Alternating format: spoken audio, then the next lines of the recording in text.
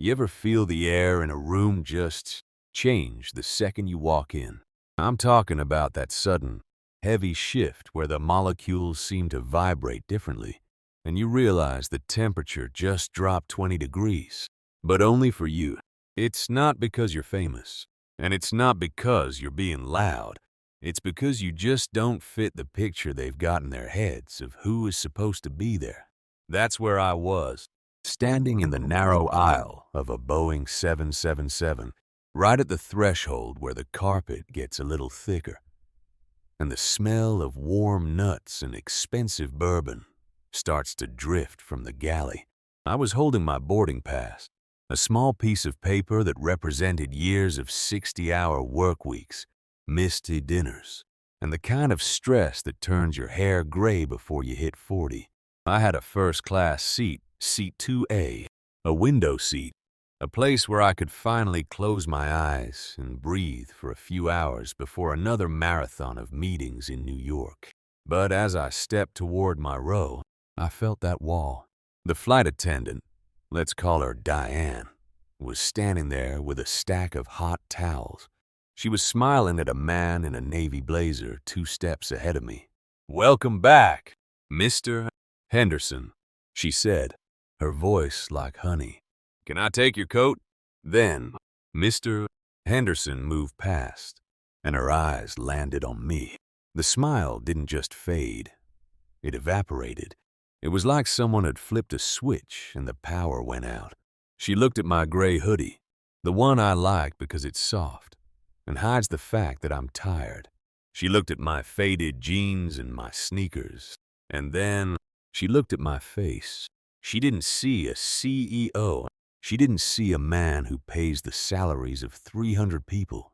She saw a problem. She saw a mistake. "Sir," she said, her voice tightening, losing that honey and turning into cold gravel. She didn't wait for me to speak. She didn't even look at the seat number on my pass. She just pointed her finger toward the back of the plane, toward the crowd of people still shuffling through the boarding bridge. "The economy line is back there. You need to follow the blue signs. We're currently only boarding Group 1 and first class." I stood there for a second, just letting the weight of it settle on my chest. It's a specific kind of gut-wrenching pain.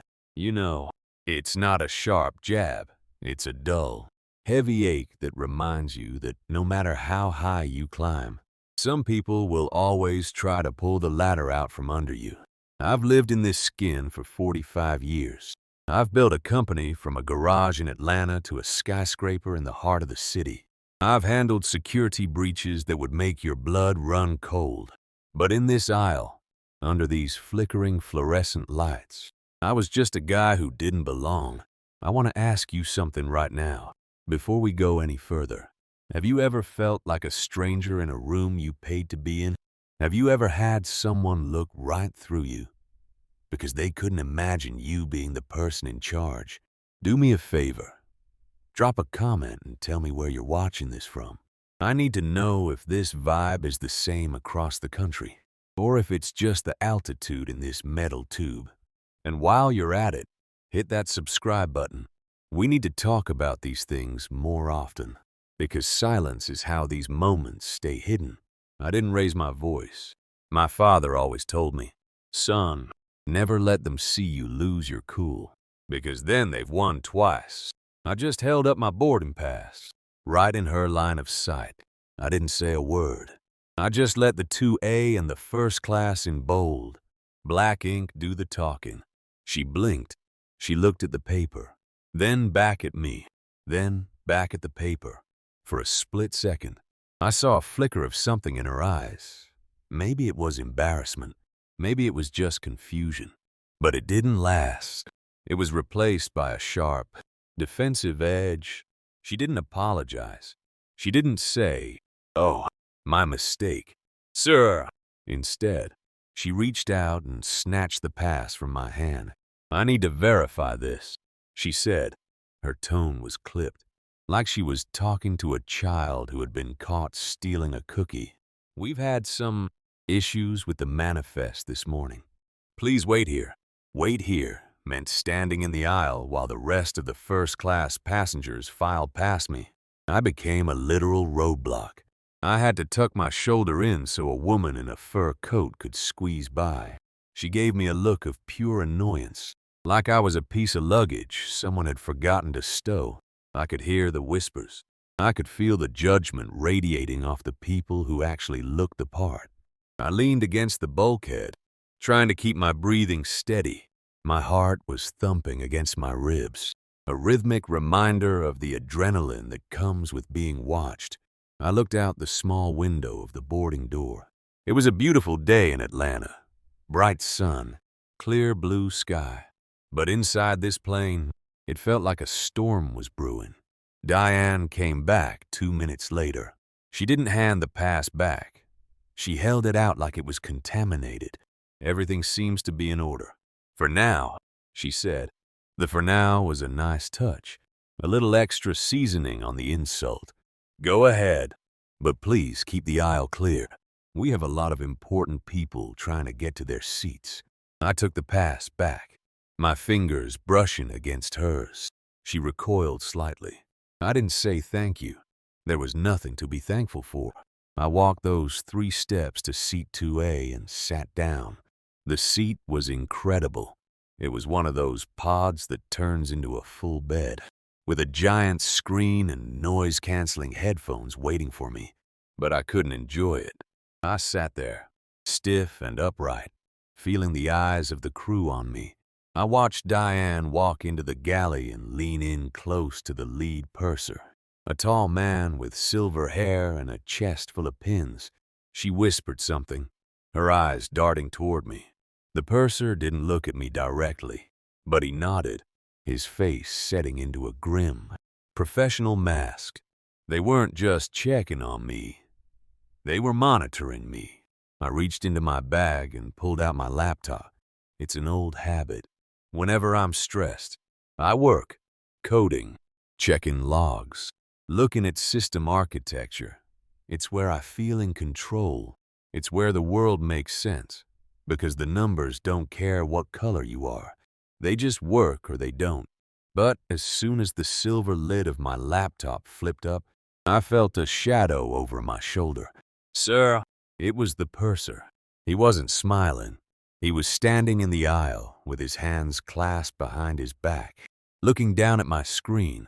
Electronic devices must remain in airplane mode and be stowed for taxi and takeoff, he said. His voice was loud, louder than it needed to be. He wanted the whole cabin to hear him. I know the rules, I said quietly. I'm just getting organized. I'll shut it down as soon as we push back. I prefer if you shut it down now, he replied. We're having some technical sensitivities today, and we can't have any interference, especially from unverified hardware. Unverified hardware. That was a new one. I looked around. The guy in 1B had a tablet out. The woman in 3A was on her phone. Neither of them had been told to stow their unverified hardware. I looked back at the purser. He didn't blink. He just stared at me, waiting for a challenge. I felt that heat rising in my neck again. That fire that tells you to stand up and demand to be treated with respect. But I knew better. I knew that if I raised my voice, if I got aggressive, I wouldn't just be a guy who didn't belong. I'd be a security threat. I'd be the guy they called the police for. And I had a company to run. I had people counting on me to be in New York by 5:00 p.m. So, I did what I've done 1,000 times before. I swallowed the fire. I clicked the shutdown button, watched the screen go black, and tucked the laptop back into its sleeve. Happy now? I asked. The purser didn't answer. He just gave a sharp, curt nod and walked away. But he didn't go far. He stayed at the edge of my vision, hovering near the galley, talking into his headset. I leaned my head back against the headrest and closed my eyes. I tried to think about the presentation I had to give. I tried to think about the security protocols my team had just implemented for a major bank, but all I could hear was the low hum of the plane's auxiliary power and the muffled sounds of the crew talking. The cabin was filling up now. The energy was changing from the frantic rush of boarding to the settled, expectant hum of a flight about to depart. I felt the seat next to me vibrate as someone sat down in too big. I didn't open my eyes. I didn't want to see another look of suspicion or another fake smile. I just wanted to get into the air. I wanted to be in the sky, where the ground-level problems don't matter as much. But the air in the cabin felt stagnant. It felt like it was charged with static, like a balloon that had been rubbed against a carpet for too long. I opened my eyes and looked out the window. The ground crew was pulling away the luggage carts. The fuel truck was disconnected. We were minutes away from pushing back. I saw Diane walking through the cabin one last time, checking the overhead bins. When she passed my seat, she didn't just check the bin. She reached up and physically rattled the latch on mine, as if she expected it to fly open and reveal something dangerous. She caught my eye for a split second. There was no warmth there, just a cold, calculated distance. It was the look you give a person you've already decided is guilty of something, even if you haven't figured out what it is yet. I reached out and adjusted the air vent above my head, feeling the cool blast of recycled air hit my face. My palms were slightly damp. I wiped them on my jeans and gripped the armrests. At that moment, the captain's voice came over the intercom. It was the usual welcome aboard speech, but there was a tremor in it, a slight hesitation. "Ladies and gentlemen, this is the flight deck. We're just finishing up our final pre-flight checks here. We're seeing a minor glitch in the communication bus, so we might be sitting here for just a few extra minutes while we run a diagnostic. We don't anticipate a long delay, so just sit back, relax, and we'll have you on your way shortly." The minor glitch. Most people in the cabin didn't even look up. They just went back to their magazines or their drinks. But I felt a chill that had nothing to do with the air vent. I know that language. I know what communication bus and diagnostic mean in the context of high-end systems. I looked at the small screen in the back of the seat in front of me. It was flickering, just a tiny, rhythmic pulse of light that shouldn't have been there. I looked toward the galley. The purser was standing there, his hand pressed to his ear, his face pale. Diane was standing next to him, her eyes wide, looking toward the cockpit door. The glitch wasn't minor. I felt a sudden, sharp vibration under my feet, not the rumble of an engine, but a high-frequency shudder, like a machine trying to move against a locked gear. The lights in the cabin suddenly flared to a blinding brightness, stayed there for 3 seconds, and then plunged into a dim, emergency red. The silence that followed was absolute. It was the kind of silence that happens right before a scream. I reached down and slowly pulled my laptop back out of my bag. I didn't care about the rules anymore. I didn't care about the purser or Diane or the manifest. I knew that flicker. I knew that shudder. I stared at the black screen of my computer, my reflection staring back at me. A man in a gray hoodie. The man they didn't want in this seat. And I felt the cold, hard weight of a different kind of reality setting in. This wasn't just a bad flight anymore. I pressed the power button, the small white light on the side of the machine pulsing like a heartbeat in the red-tinted gloom of the cabin. My fingers hovered over the keys, waiting for the system to boot, while the air around me grew thick with the smell of ozone and the sudden, frantic sound of the cockpit door being unbolted from the inside. The blue glow of my laptop screen felt like a lifeline in that sea of emergency red. It was a sharp, clinical contrast to the chaos starting to bubble up around me. I didn't look up as the cockpit door finally swung open, the heavy thud of the security latch echoing through the quieted cabin.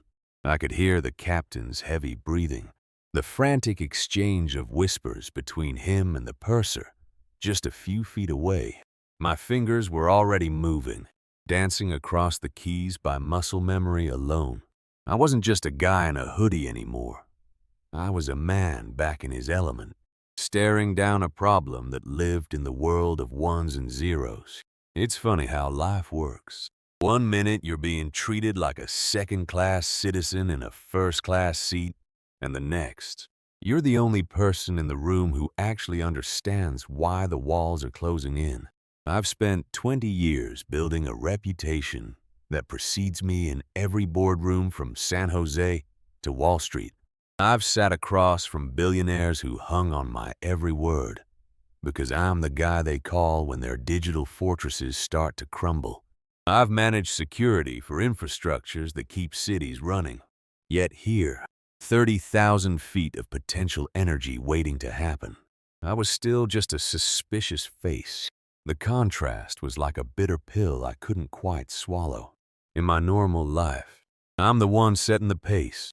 I wake up at 4:30 a.m., drink my coffee black, and spend my day navigating the complex web of corporate accountability and professional ethics. I've fought for every inch of ground I own. I remember the early days, starting the firm in a cramped garage where the summer heat felt like it was trying to melt my motherboard. I remember the no's, the slammed doors, and the way people would look at my resume and then look at me with a confusion they couldn't hide. They didn't think a man who looked like me could master the language of the machine. But I did. I mastered it until I owned it. Now, sitting in seat 2A, I felt that same old weight. The weight of having to prove my humanity before I could even prove my competence.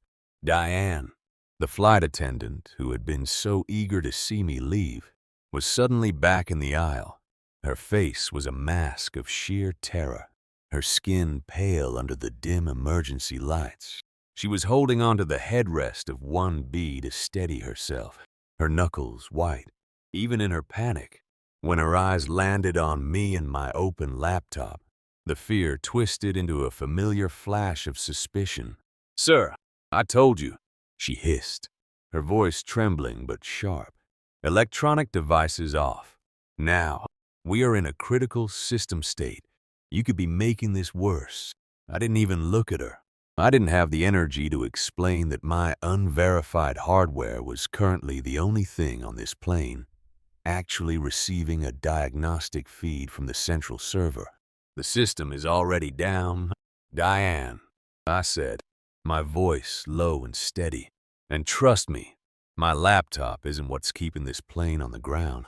You have a Tier 1 synchronization failure in your primary avionics bus. Your cockpit screens aren't just dark. They're locked out." She blinked, the technical terms flying over her head like a bird in a storm. She didn't want to understand.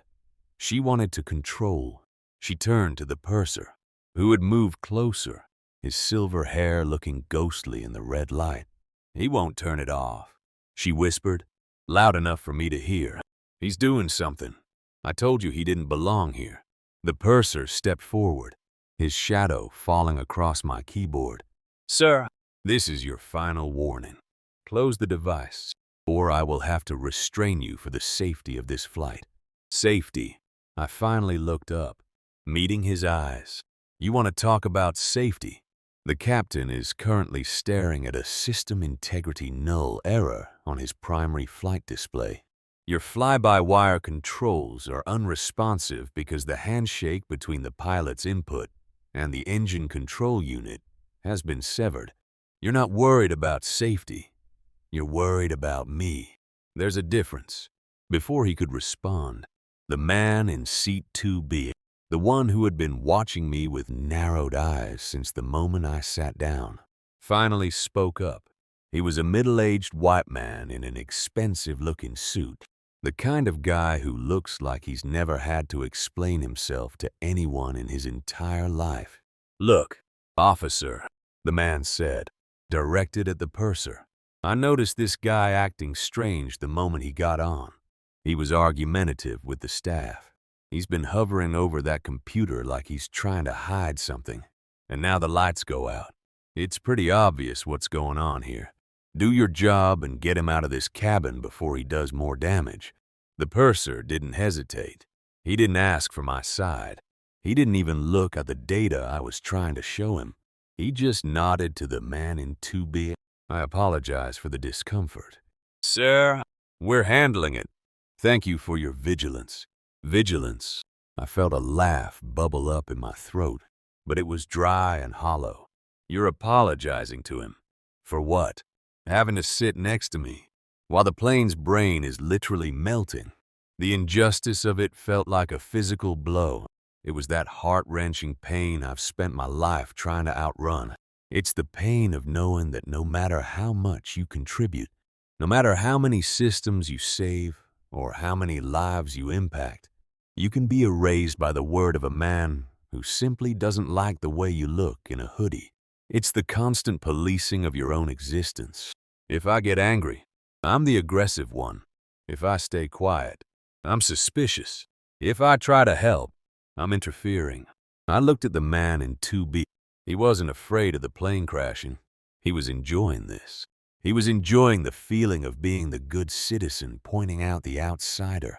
He felt safe because the system, the crew, the airline, the very air we were breathing, was designed to believe him over me. Diane, the purser said, his voice dropping into a tone used for dangerous animals. Get the zip ties from the galley and call the captain out here. We need to document this interference. I watched Diane scurrying away, her heels clicking on the floor in a frantic rhythm. My mind was racing. I had about 3 minutes before my access to the local hub was completely cut off by the system's auto-sequestering protocol. If I didn't bypass the firewall now, the plane's navigation wouldn't just be locked, it would be corrupted. This wasn't a glitch. It was a ghost in the machine, a piece of code I recognized from a project my firm had consulted on 6 months ago. I looked back at my screen. The internal monologue in my head was a roar of frustration and duty. Part of me wanted to just close the laptop, put my hands behind my head, and let the plane sit on the tarmac until they figured it out. Let them suffer. Let them realize how much they needed the man they were trying to handcuff. But that's not who I am. I'm a builder. I'm a protector. My ethics don't stop because someone is being a bigot. You really think I'm the problem? I asked the purser, my fingers returning to the keys. Faster now. I'm the CEO of Vanguard Cyber. We wrote the encryption layer for the very software this airline uses for its total flight management system. If you look at the digital signature on that error code the captain is seeing, you'll see my company's name, Vanguard. The man in 2B scoffed. I know Vanguard. My brother-in-law is an executive there. They don't hire people who dress like you're going to a gym in 1995. Nice try, kid. I'm 45 years old. I ignored him. I had to. I navigated through the subdirectories of the airline's local network, my eyes scanning the logs. There it was, a packet injection coming from an internal source. Someone, or something, was feeding the plane's computer a loop of garbage data, making it think the engines were already on fire, even though they hadn't even started. Purser, I said, my voice gaining a new edge of authority. The captain needs to see this. Now, your minor glitch is an active override. Someone is remotely holding your flight controls hostage. If you let Diane come back here with those ties, you're not just arresting me. You're ensuring this plane stays grounded for the next 48 hours, while the FAA tries to figure out why your cockpit is a brick. The purser hesitated. For the first time, I saw a crack in his armor. He looked from me to the man in 2B, then toward the cockpit. The red light was making everything look like a scene from a nightmare. But the logic in my voice was undeniable. He was a man of rules, and I was giving him a rule he couldn't ignore. The captain's authority. Stay right there, the purser commanded. He turned and knocked on the cockpit door. I didn't move. I couldn't move. I was deep into the kernel of the system now, my laptop humming with the effort of processing the encrypted handshake. I could feel the sweat beginning to bead on my forehead. The air in the cabin was getting warmer, the ventilation still stuck in its emergency cycle. Behind me, I could hear the other passengers starting to murmur. The storytime vibe of the cabin was turning from curious to hostile. I heard someone mention security, and another person ask why that guy was still allowed to have his computer out. I was a lightning rod for their collective anxiety. Every person on this plane was scared, and because they didn't understand the machine, they were focusing all that fear on the one thing they thought they did understand. The man who didn't fit in.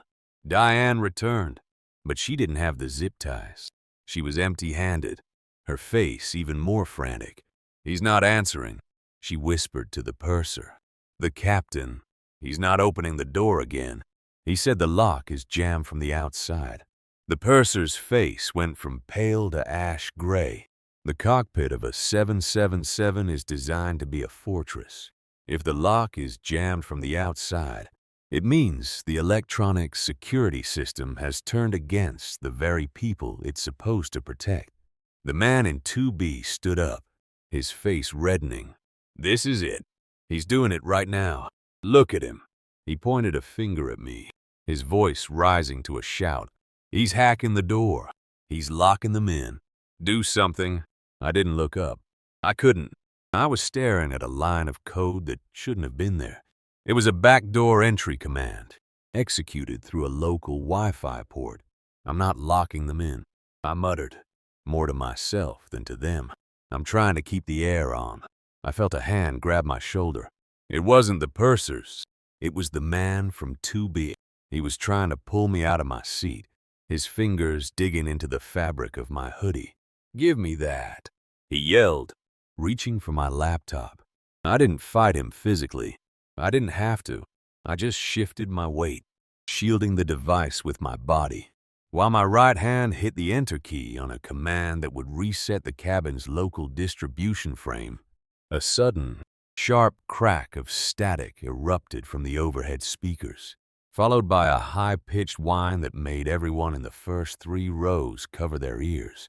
The red lights flickered, died, and then, for a heartbeat, the entire plane went pitch black.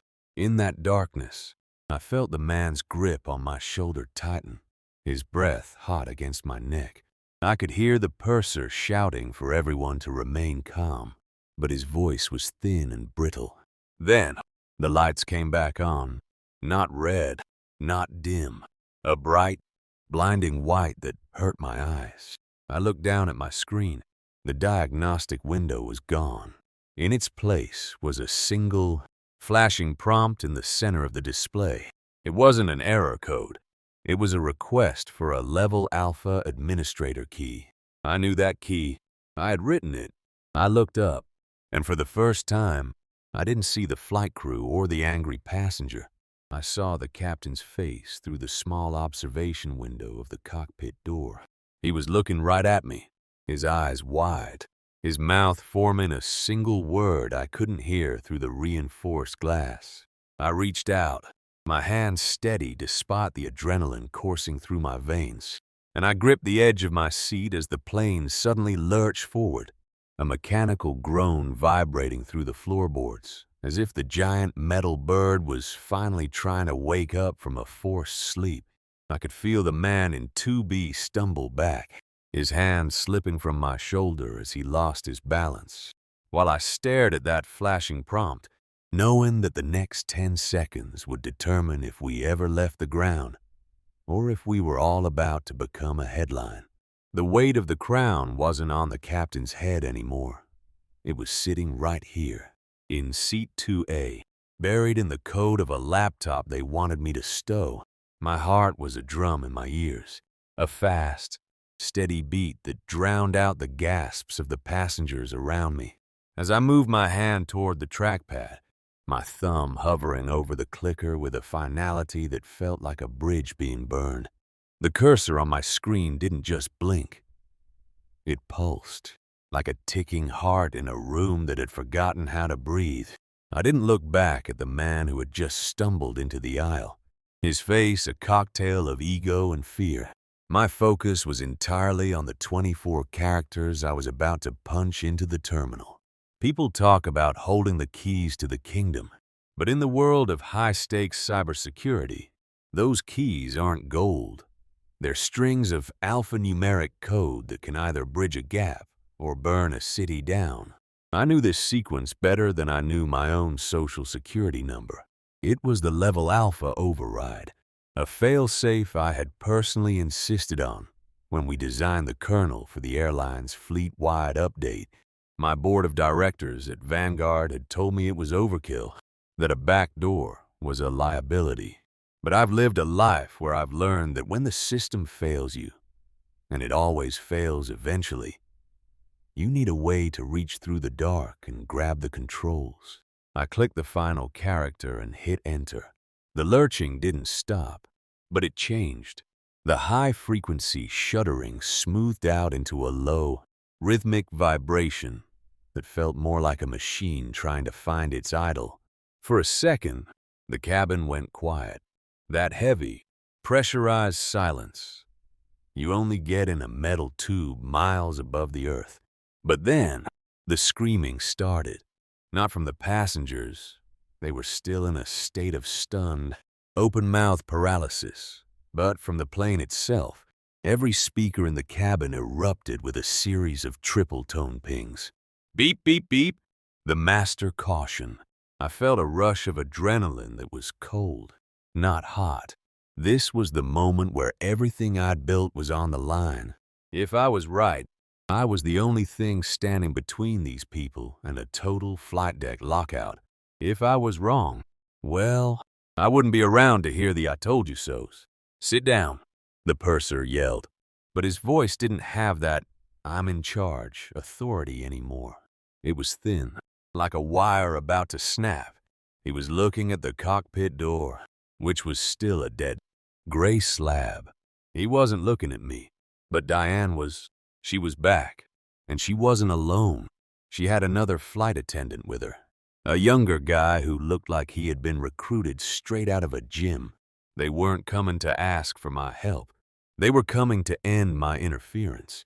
Sir, you need to step away from that device and put your hands behind your head, the younger guy said, his voice trying to sound like a cop's. We have orders to secure this cabin.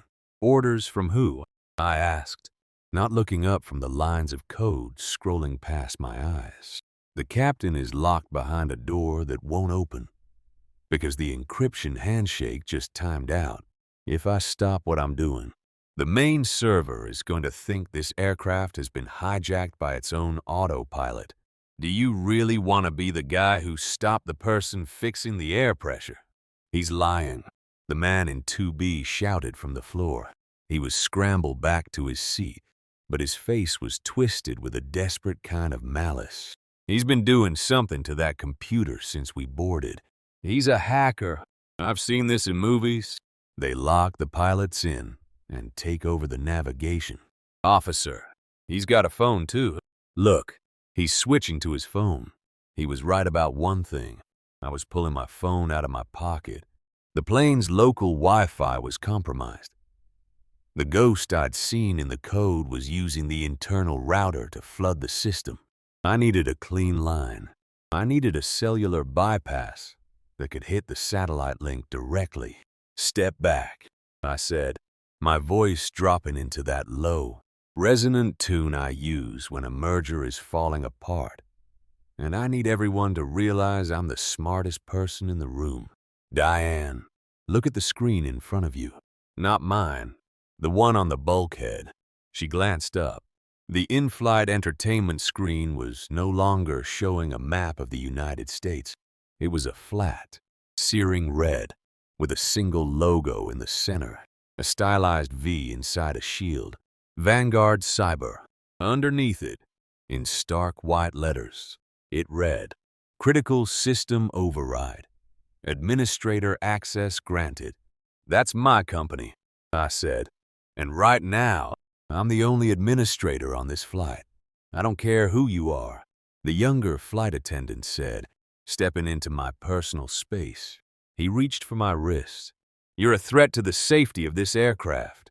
Stay in your seat or you will be escorted off by air marshals as soon as we regain control.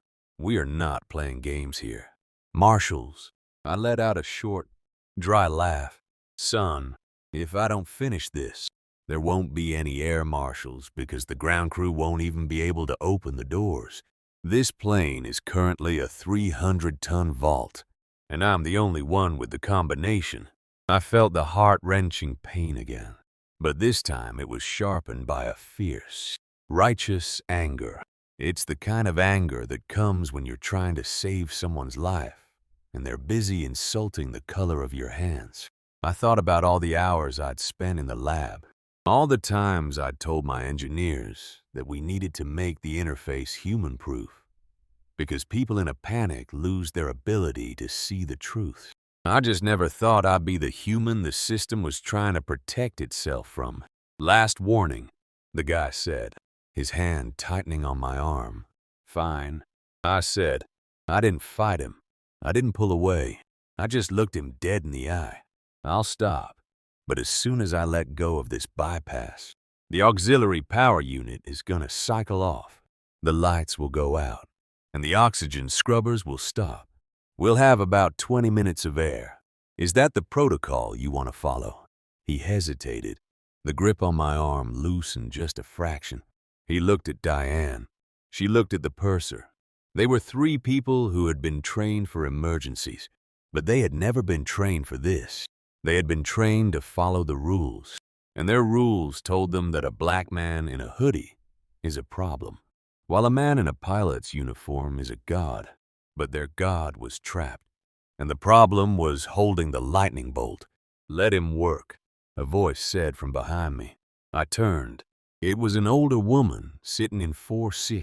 She was wearing a simple cardigan and holding a tablet. "I know that logo," she said, pointing at my screen. "My son works for the FAA. He says Vanguard is the only reason the national grid didn't collapse last winter. If this man says he can fix it, let him fix it." The tension in the aisle didn't disappear, but it shifted. The man in 2B started to protest again, but the woman gave him a look that could have curdled milk. I didn't wait for a formal apology. I didn't have time. I switched my phone to the encrypted satellite band, a feature we built for government clients, and initiated the security blackout. It's a scorched earth protocol. It shuts down everything. The Wi-Fi, the entertainment, the internal comms, leaving only the core flight controls alive. It's like turning off all the lights in a house, so you can hear where the intruder is hiding. The cabin plunged into a different kind of darkness. No red lights, no flickering screens, just the moonlight coming through the windows and the faint green glow of the instrument panel through the cockpit glass. "What did you do?" Diane whispered, her voice barely audible over the sound of the wind whistling past the fuselage. "I gave the captain back his plane," I said. I watched the phone screen. A progress bar crawled from 10% to 50%. This was the part where I had to be invisible. I couldn't be a CEO. I couldn't be a black man. I had to be a ghost in the machine, navigating the labyrinth of the airline's legacy code to find the injection point where the breach had occurred. It was like playing chess in the dark. Every time I hit a firewall, I felt a jolt of anxiety. Come on! I thought about my father again. He was a mechanic. He used to say, "The engine doesn't care if you're tired. It only cares if you're right." I had to be right. Then, the progress bar hit 100%. A soft click echoed through the front of the cabin. It was the sound of a solenoid resetting. The cockpit door, the one that had been a brick 5 minutes ago, vibrated. The captain didn't just walk out. He practically fell out. He was a man in his 50s, sweat soaking through his white shirt, his cap gone, his eyes darting around the cabin like he was looking for an exit. Behind him, the first officer was still hunched over the controls, his hands moving frantically. "Who did that?" the captain shouted. He was breathing hard, his chest heaving. "Who ran the level alpha override?" The purser stepped forward, his professional mask finally back in place, though it was slightly crooked. "Captain, we have a situation. This passenger," he pointed at me, "has been using an unauthorized device to access the ship's systems. We were about to secure him when the power cycled." The captain didn't even look at the purser. He was scanning the faces in first class. He looked at the woman in the fur coat. He looked at the older lady in 4C. And then his eyes landed on the man in seat 2B. The man in 2B straightened his tie, his face suddenly full of a smug, self-important light. He stood up, smoothing his blazer. "Captain, thank God. I've been trying to tell your crew that this situation was getting out of hand. I'm an executive with a major tech partner of yours, and I was just about to step in." The captain walked right past me. It was like I wasn't even there. He didn't see the laptop in my lap or the phone in my hand. He saw the suit. He saw the important man he expected to see. "Are you the one?" the captain asked, grabbing the man in 2B by the shoulder. "Did you send the bypass code?" We were locked out. The navigation was failing. We were seconds away from declaring a mayday. "Well," the man in 2B said, his voice dripping with unearned confidence, "I did what I could. You know how it is, Captain. In a crisis, people like us have to take charge." I sat there, frozen, the invisible passenger. I had just saved the lives of every person on this aircraft, and the man who had been calling for my arrest 3 minutes ago was currently being thanked for my work. It was a scene so perfectly, painfully American that I almost wanted to laugh.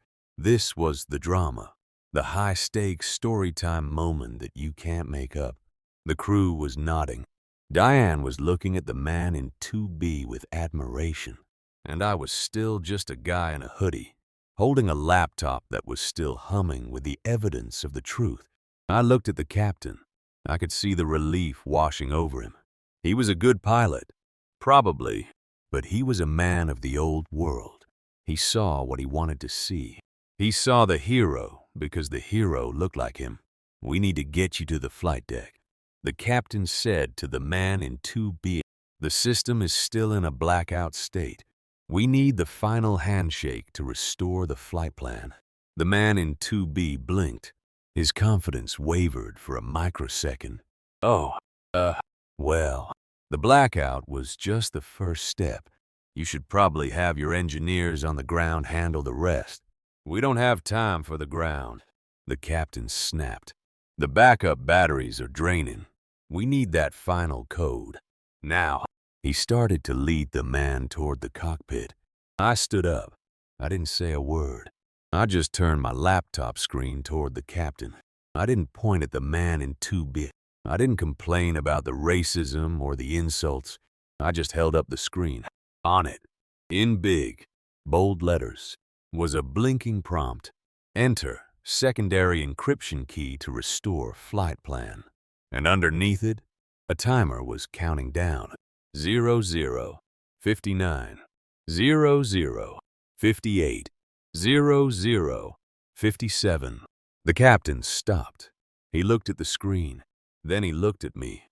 Then he looked at the man in 2B, who was suddenly very interested in the pattern of the carpet.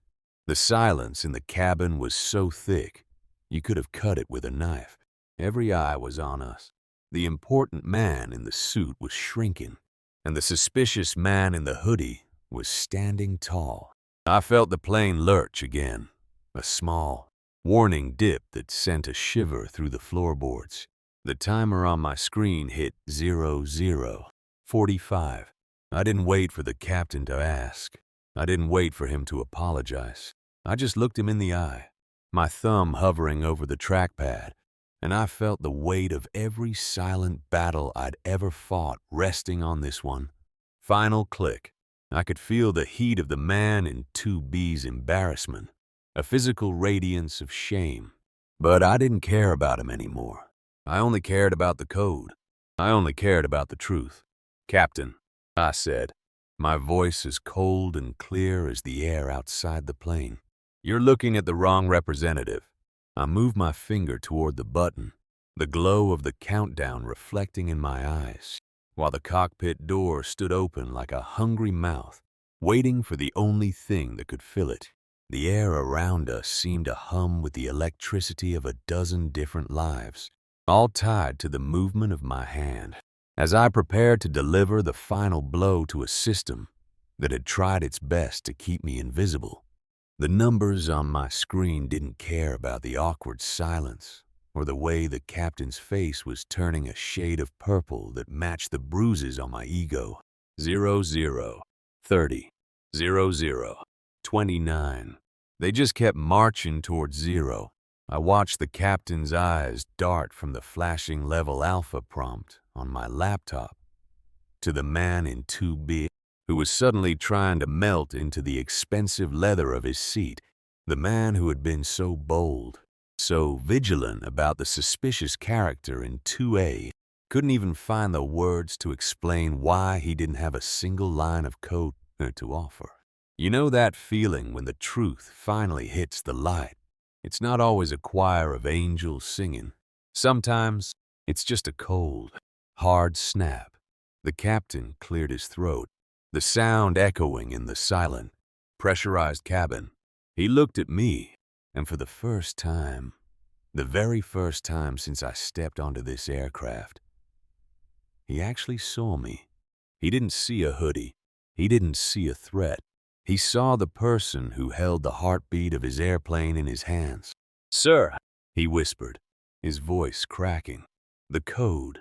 Please." I didn't move. I let the timer hit 00:15. I wanted them to feel the weight of that silence. I wanted Diane, who was standing by the galley with her mouth open, to understand that the problem she tried to exile to the back of the plane was currently the only reason she still had a job to go to. I wanted the purser to realize that safety isn't just about checking bags. It's about not alienating the very expertise you need to survive. I'm waiting for the representative in 2B to finish his work, I said. My voice was steady, like a calm sea before a storm. He seemed very confident a moment ago. I'd hate to step on his toes. The man in 2B looked like he wanted to crawl into the luggage compartment. He didn't say a word. He just stared at his own hands. The captain looked back at me, his eyes pleading. He knew. He finally, truly knew. At 00:05, I tapped the final key. The sound that followed was the most beautiful thing I've ever heard. It wasn't a beep or a chirp. It was a deep, guttural thrum that started in the very bones of the aircraft and rose up through the floorboards. The lights didn't just come on. They blossomed into a soft, warm amber. The air conditioning kicked in with a gentle sigh, circulating fresh, cool air that smelled like ozone and victory. On the bulkhead, the red screens flickered and died, replaced by the familiar, soothing blue of the airline's welcome map. System restored. A cool, synthesized voice announced over the comms. All flight surfaces green. Handshake complete. The captain let out a breath so long I thought he might collapse. He grabbed the edge of my seat pod to steady himself. "Thank you," he breathed. I don't know what just happened, but thank you." "I do," I said, closing the lid of my laptop with a definitive click. What happened was a cascading synchronization failure caused by a legacy backdoor. And what also happened was a total failure of character in this cabin. I stood up. I'm not a tall man, but in that moment, I felt like I was 10 feet tall. I looked at the captain, then at the purser, then at Diane. I didn't yell. I didn't have to. The truth was loud enough. "You spent the last hour treating me like a criminal," I said, my voice carrying to the very back of the first-class section. "You questioned my right to be here. You ignored my credentials. You even entertained the idea of zip-tying me because a man in a suit told you I looked wrong. And while you were busy policing my skin, your plane was dying. The captain looked down at his shoes. The purser looked at the ceiling. Diane just looked terrified. Now, I continued, you're going to go back into that cockpit, and you're going to get us to New York. But before you do that, we're going to have a little conversation about respect. I sat back down and crossed my legs. I could feel the eyes of every passenger on me. The woman in the fur coat was staring. The lady in 4C was nodding. And the man in 2B was still trying to disappear. We're cleared for pushback. Sir, the purser stammered, looking at his tablet. The ground crew is waiting. We're already 40 minutes behind schedule. Then you're going to be 50 minutes behind. I said, because this plane isn't moving an inch until I get an apology. Not just for me, but for every person who has ever sat in this seat and been made to feel like they were a guest in their own life. I want you to think about that for a second. Have you ever had to hold your ground like that? Not out of ego, but out of necessity. Because if you don't stand up in that moment, you're telling the world that it's okay to treat you that way. Drop a comment if you've ever had to demand the respect you'd already earned. I want to hear your stories of standing tall when they try to make you small. The captain looked at the purser. The purser looked at Diane. There was a long, agonizing minute where nobody moved. I could hear the distant rumble of other planes taking off. But in our little world, time had stopped. Finally, the captain stepped forward. He took off his cap and held it against his chest.